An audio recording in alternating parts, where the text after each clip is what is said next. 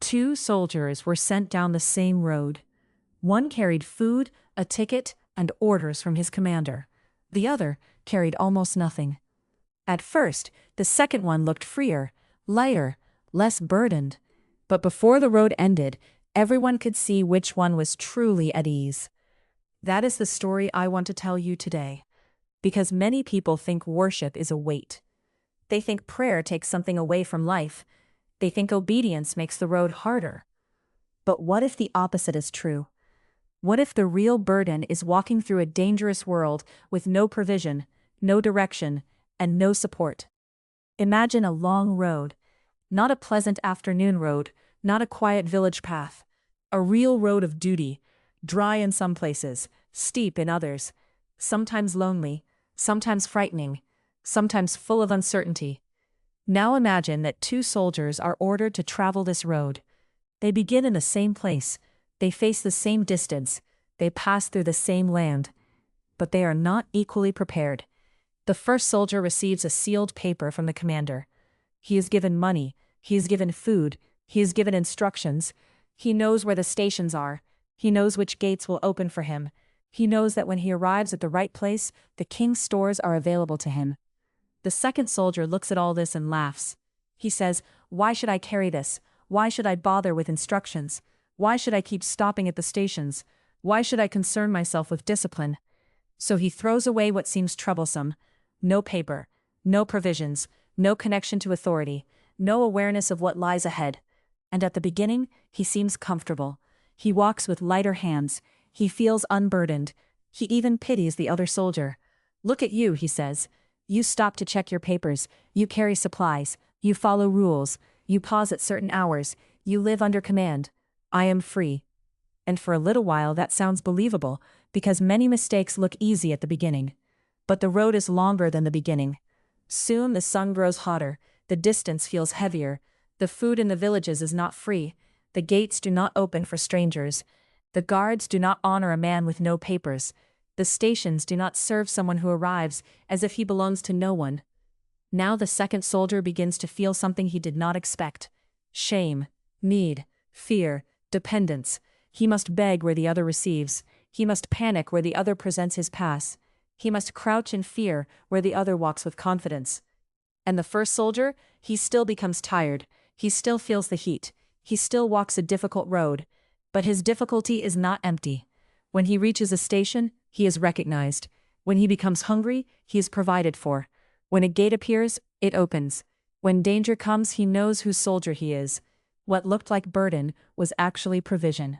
What looked like restriction was actually protection. What looked like obedience was actually ease. Now hold that picture for a moment. Because this is not only a story about soldiers, it is a story about us. Every one of us has been sent on a road. We did not build the world. We did not choose the time of our birth. We did not order the seasons. We did not write the laws of hunger, weakness, aging, loss, or death. We have entered a world that is already moving. And the road is real. Some days are bright. Some are heavy. Some feel full of gratitude. Some feel full of trial. And on this road, many people say the same thing the foolish soldier said. "Why should I pray? Why should I worship? Why should I live with discipline before God? Why should I interrupt my day? Why should I carry what feels like duty?" It sounds modern. It sounds bold. It even sounds free. But only at the beginning. Because the human being is not a creature made for empty independence. We hunger, we fear, we tire, we hope, we break. We need meaning, we need mercy. We need strength that does not come from ourselves alone. Prayer is not given to humiliate the human being. Prayer is given because the road is long. Worship is not given to make life small. Worship is given because the human heart becomes lost when it forgets who it belongs to.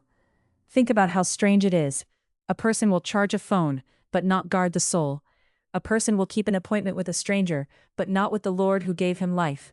A person will carry money, keys, water, and plans for a journey, but will say that prayer is too much trouble for the greatest journey of all. The third word turns this upside down. It tells us you are already carrying burdens. The question is not whether you will carry anything. The question is whether what you carry will help you. A few moments of prayer, a little discipline, a heart that remembers God, a life that accepts it is not ownerless. These do not increase the true weight of life. They rescue us from a far heavier weight, living as if we are alone in a world too large for us. Without worship, even blessings become confusing. Food becomes habit, time becomes waste, strength becomes pride, fear becomes despair, need becomes humiliation. But with worship, everything begins to return to its proper place. Food becomes provision, time becomes trust, strength becomes responsibility, fear becomes a reason to seek refuge, need becomes a door to mercy. Prayer does something else too. It reminds us that we are not wandering through ownerless land. This world belongs to God. The road belongs to God. The stations of help belong to God.